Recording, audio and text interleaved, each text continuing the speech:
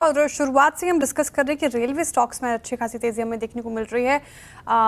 उन शेयरों का जलवा है, आज पूरे एक्शन में क्यों दौड़ रहे हैं शेयर, ये बताने के लिए कंचन जुड़ी हुई है। कंचन, बताइए, रेलवे स्टॉक्स काफी दिनों बाद, हालांकि पिछले कुछ सत्रों से एक्शन में थे, लेकिन आज ज्यादा देखने को मिल रहा है, क्या वजह है? जी डेफिनेटली उन्होंने जो स्पीड है वो बुलेट ट्रेन की स्पीड आज पकड़ ली, अच्छी खासी तेजी हमें देखने को मिली है। तो हम जानते हैं कि गवर्नमेंट का जो फोकस है वो रेलवे स्टॉक के अंदर काफ़ी अच्छा खासा है, काफ़ी डेवलपमेंट्स हमें इस सेक्टर के अंदर देखने को मिलती है। अगर हम रिसेंटली बात करें तो नॉर्थ ईस्ट में भी यहाँ पे करीब करीब हमें 77,000 करोड़ का जो प्रोजेक्ट है वो कंप्लीट होता हुआ दिखाई दिया है। इससे पहले पीएम मोदी ने भी जो मणिपुर की रेलवे है उसका उद्घाटन किया था और उसकी डील वैल्यू देखी जाए तो 8,500 करोड़ की थी।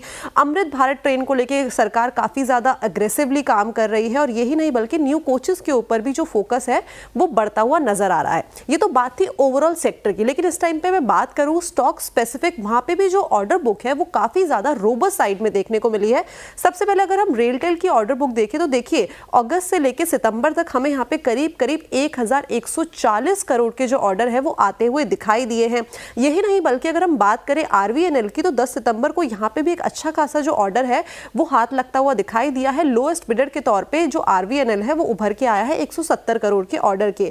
जुपिटर वैगन्स की अगर बात कर ली जाए तो रिसेंटली इसे भी रेलवे की तरफ से 113 करोड़ का जो ऑर्डर है वो मिला था और उससे पहले उसको मिला था 215 करोड़ का ऑर्डर, जहां पे उनको वंदे भारत ट्रेन के लिए व्हील सेट्स बनाने थे। और यही नहीं बल्कि अगर हम बात करें टीटागढ़ की तो यहाँ पे भी करीब करीब 1,600 करोड़ का जो ऑर्डर है कंपनी को हाथ लगते हुए दिखाई दिया। तो हम देख ही रहे हैं कि जो ऑर्डर बुक है वो काफी ज्यादा रोबस्ट है और एग्जीक्यूशन भी यहाँ पे जोरों शोरों से चल रहा है। शुक्रिया कंचन जानकारी के लिए। शानदार रैली पूरे रेलवे स्पेस में हमें देखने को मिल रही है। ऑर्डर्स के मोर्चे पर अच्छी खासे आंकड़े सामने आए हैं। शरद जी, रेलवे स्टॉक 2024 में काफ़ी अच्छा परफॉर्म किया था, उसने शानदार रिटर्न, अब क्या फिर से मोमेंटम में आ रहा है? क्या आप हाथ लगाना चाहिए इन पर्टिकुलर काउंटर्स में, कोई अगर आपको पसंद हो तो? टिपिकली अक्रॉस द बोर्ड तो कुछ ऐसा बहुत अट्रैक्टिव नहीं लग रहा है मुझे। वैल्यूएशन वाइज शायद राइट्स ठीक ठाक वैल्यूएशन पे अवेलेबल है 24-25 टाइम फॉरवर्ड पे, और आरवीएनएल, इरकॉन, ये सब तो थोड़े से महंगे लगते हैं मुझे इन वैल्यूएशंस पे भी। इरकॉन शायद उतना महंगा नहीं है 24-25 टाइम पे, बट आरवीएनएल वगैरह शायद ज्यादातर पॉजिटिव्स को फैक्टर इन कर रहे हैं। तो अगर बेट करना है तो मुझे लगता है शायद आपको इरकॉन या राइट्स जैसे स्टोरीज पे बेट करना चाहिए।